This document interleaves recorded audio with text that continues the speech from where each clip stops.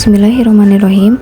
Assalamualaikum warahmatullahi wabarakatuh. Perkenalkan, kami dari kelompok 4 dari kelas 10A. Di sini kami akan menjelaskan satu persatu tentang struktur organisasi di industri farmasi, contoh R&D, QC dan QI, tahapan dalam perencanaan produk di industri farmasi, dan rantai pasok. Yuk kita simak videonya. Struktur organisasi di industri farmasi, apotek, dan instalasi rumah sakit adalah farmasi industri. Struktur organisasi perusahaan farmasi umumnya terdiri dari beberapa bidang, seperti presiden direktur, HRD manager, plan manager, marketing manager, finance manager, QA manager, PPIC manager, QC lab manager, production manager, R&D manager, dan technical manager.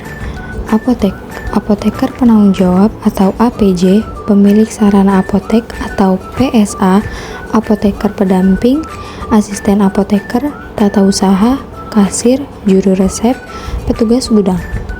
Kepala rumah sakit atau direktur, unsur pelayanan bidang medis, keperawatan, penunjang medis, komite, satuan periksa internal, administrasi umum, dan keuangan. Contoh dari R&D, QC, dan QI. Riset dan pengembangan R&D. 1. Mengelola dana yang dianggarkan untuk riset dan pengembangan.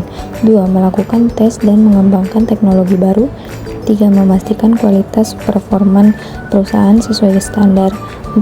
Melakukan kerjasama dengan perusahaan lain untuk pengadaan barang dan jasa. 5. Melakukan riset, uji coba awal, pengembangan tahap lanjut, kontrol kualitas produk, dan pembaruan produk, quality control atau QC. Quality assurance atau QI. 1. Memantau, menganalisis, meneliti, dan menguji perkembangan produk. 2. Memastikan kualitas produk memenuhi standar perusahaan. 3. Merekomendasikan pengolahan ulang produk yang kualitasnya rendah. 4. Mendokumentasi, inspeksi, dan tes pada produk. 5. Membuat analisis atau catatan sejarah. Tahapan dalam perencanaan produk di industri farmasi. 1. Perencanaan agregat, menggunakan data permintaan, kapasitas tersedia, dan biaya produksi untuk membuat rencana agregat. 2. Desagregasi, menerjemahkan rencana agregat menjadi rencana persediaan dan penjadwalan yang lebih rinci. 3. Rencana produksi, membuat rencana produksi tahunan, periodik, bulanan, mingguan, dan harian. 4. Rencana pengadaan bahan, membuat rencana pengadaan bahan berdasarkan rencana dan kondisi stok. 5. Manajemen persediaan, memantau persediaan untuk proses produksi, gudang, dan barang yang didatangkan. 6. Evaluasi, mengevaluasi hasil produksi, penjualan, dan kondisi persediaan. 7. Analisis data, mengolah data dan menganalisis rencana dan realisasi produksi, penjualan, dan persediaan. Rantai pasok supply chain industri farmasi di Indonesia.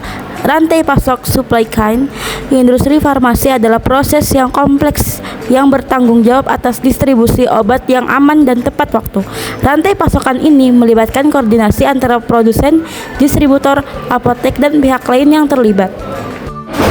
Rantai pasok supply chain, raw material, supplier, manufacturing, distribution, retail, consumer. Bentuk padat, terdiri dari obat serbuk, tablet, pil, kapsul, dan suppositoria.